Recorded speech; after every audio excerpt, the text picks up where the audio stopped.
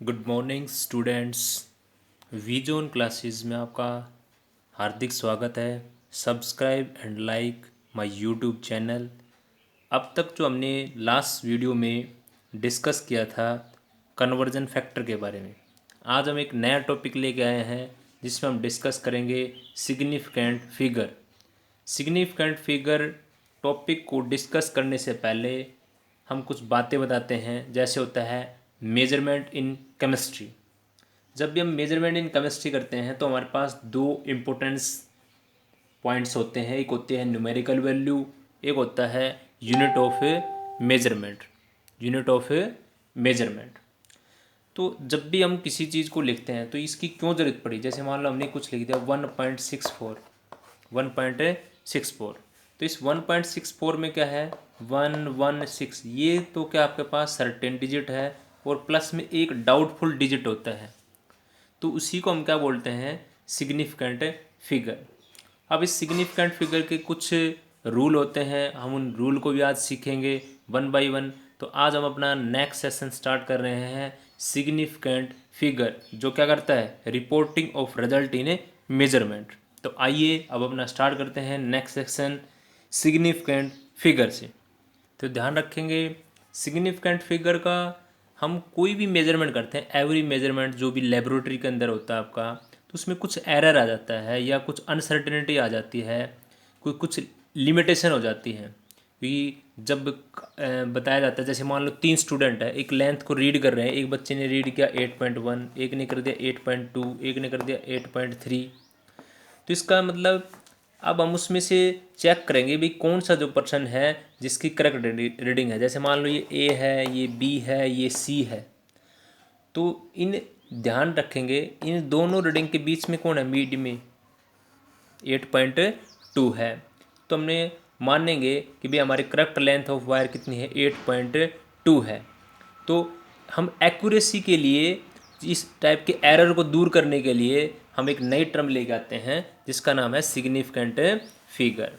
अब ध्यान रखेंगे सिग्निफिकेंट फिगर में क्या आइडेंटिफाई क्या लिखते हैं उसके अंदर, the significant figure, the significant figure in any number are all certain digits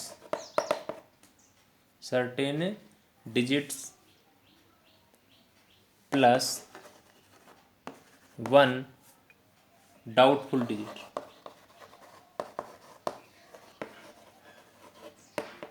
one doubtful digit, जैसे मैंने यही बताया था कि सिग्निफिकेंट फिगर में कोई भी नंबर हो सकता है जिसमें ऑल सर्टेन डिजिट होते हैं, मतलब जिनको हम मानते हैं कि बिल्कुल सही है, करेक्ट है, और एक डाउटफुल होता है। जैसे मान लो अभी मैंने बताया, मैंने लिखा 1664, ठीक है। अब मैंने इसको ऐसे लिख दिया 11.64, 11.64, 11.64। तो यहाँ पे मेरा 1 और 6 ये मेरे सर्टेन डिजिट है, प्लस में ये जो मेरे पास है ये मेरा डाउटफुल डिजिट है।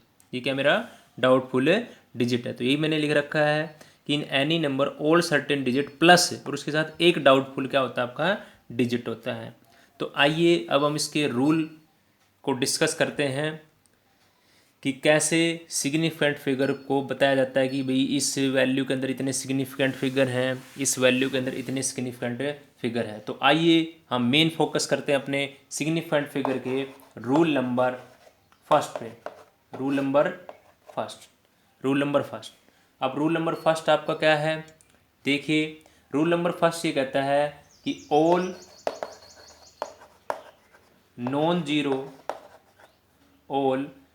जीरो डिजिट्स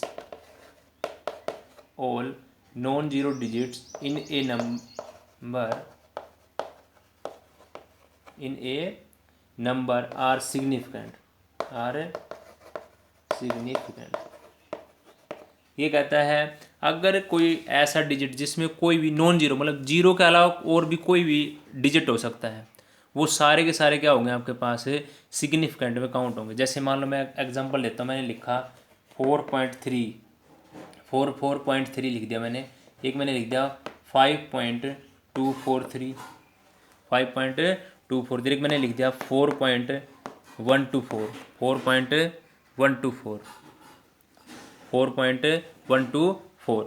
अब देखो मैंने अभी बताया था पहला रूल ये कहता है जिसमें नॉन जीरो डिजिट हो तो वो सब क्या होंगे, सिग्निफिकेंट होंगे। वो क्या होंगे आपके पास, क्या होंगे, सिग्निफिकेंट होंगे। जैसे देखो 4.3, 4.3 इसमें जीरो नहीं ना, तो इसमें अगर आप आंसर देना हो तो इसमें बताएंगे कि कितने सिग्निफिकेंट फिगर होते हैं, तो इसमें होंगे 3। इसमें कितने होंगे, 3 होंगे।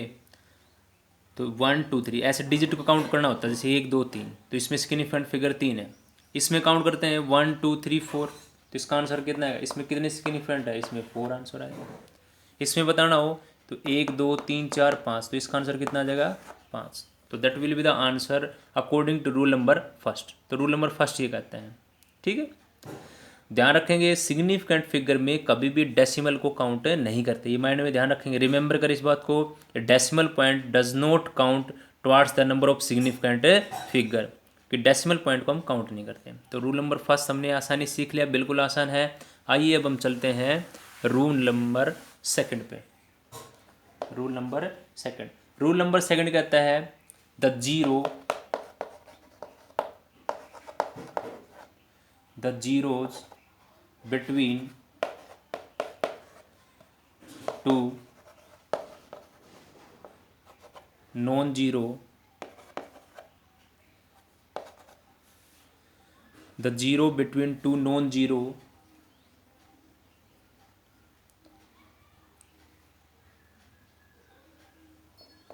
digits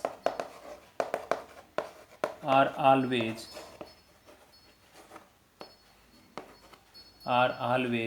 significant। क्या कहता है, अगर आपकी जीरो किसी दो नॉन जीरो के बीच में हो तो वो सिग्निफिकेंट में काउंट होगी। जैसे मैं एक एग्जांपल देता हूँ 6.001, तो दो नॉन जीरो के बीच में है ना जीरो, ये दो नॉन जीरो डिजिट है। नॉन जीरो मतलब जीरो के अलावा, जैसे 6 और 1 तो जीरो नहीं है, बट ये दो जीरो हैं, वही दो नॉन जीरो के बीच में है, इसलिए सी सिग्निफिकेंट होगा। तो इसलिए इसका आंसर हो जाएगा 4। कितना आंसर हो जाएगा, 4 आंसर हो जाएगा। तो इसमें सिग्निफिकेंट फिगर कितने हैं, 4 है। अच्छा मान लो अगर इसमें ऐसे लिख दो 6.01 लिख देते हैं ऐसे, तो यहाँ पे आंसर कितना देते हैं आप, 3। कितना आंसर देते हैं, 3। मान लो अगर मैं और कुछ और भी लिख सकते हो आप, जैसे मान लो मैं ऐसे लिख दिया 5.006 ऐसे लिख देता, 5.006, तो आपका आंसर कितना होता है, 1 2 3 4, तो आंसर कितना जाता है, 4। तो इसके अंदर आंसर 4 होगा कि इसमें सिग्निफिकेंट फिगर कितने हैं, 4 है। तो ये रूल नंबर सेकंड ये है। पहला रूल हमने ये सीखा था कि भाई अगर जितने भी नॉन जीरो डिजिट है वो सिग्निफिकेंट होते हैं। दूसरा हमने सीखा कि जो आपके पास जीरो है दो नॉन जीरो के बीच में हो तो वो भी सिग्निफिकेंट में काउंट होगी। अब हम सीखते हैं रूल नंबर थर्ड को। रूल नंबर थर्ड क्या कहता है, the zero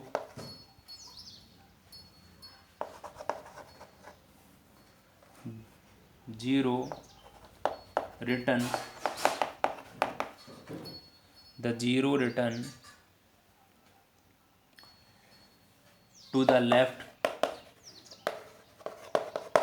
to the left of the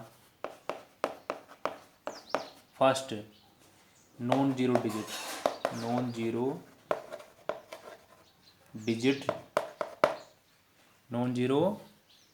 digit in a number are not significant,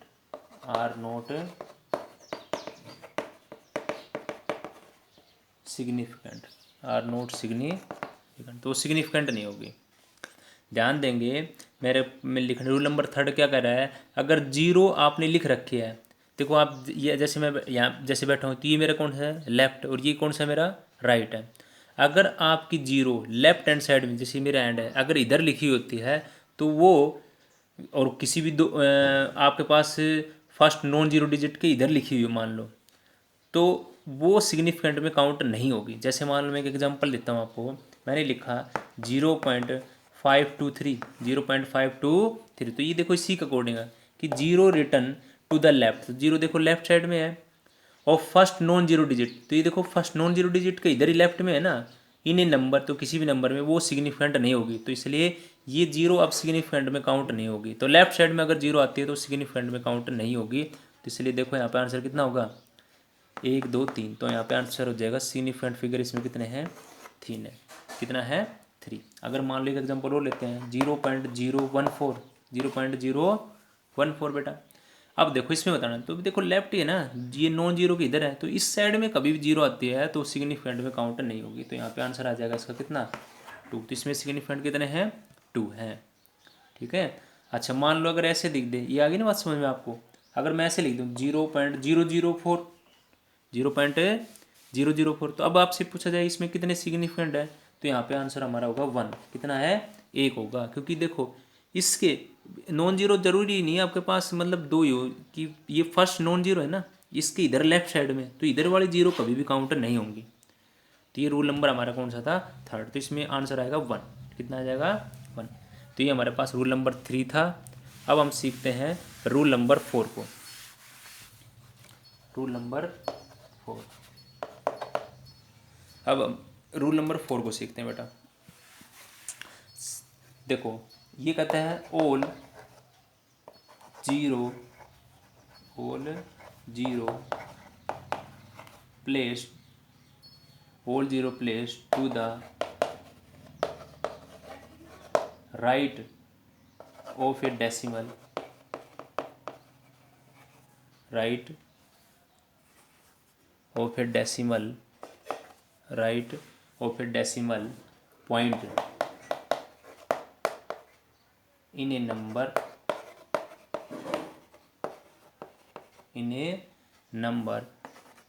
are not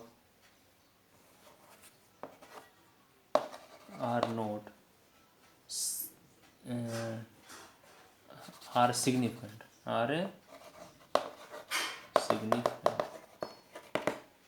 ध्यान रखेंगे। हमारा रूल नंबर 4 ये कहता है अगर जीरो प्लेस हो आपकी राइट हैंड से, देखो अब मेरा ये राइट हैंड है ना, तो इस साइड में अगर कभी भी जीरो आती है और जो right side of the decimal point है, तो वो आपके पास काउंट होगी किसके अंदर है, वो आपके पास काउंट होगी आपकी सिग्निफिकेंट फिगर के अंदर। जैसे देखो मान लो मैंने लिख दिया 11.0, या मैंने लिख दिया 11.000, 11.000, तो ध्यान रखें, या मैंने ऐसे लिख दिया 11.20।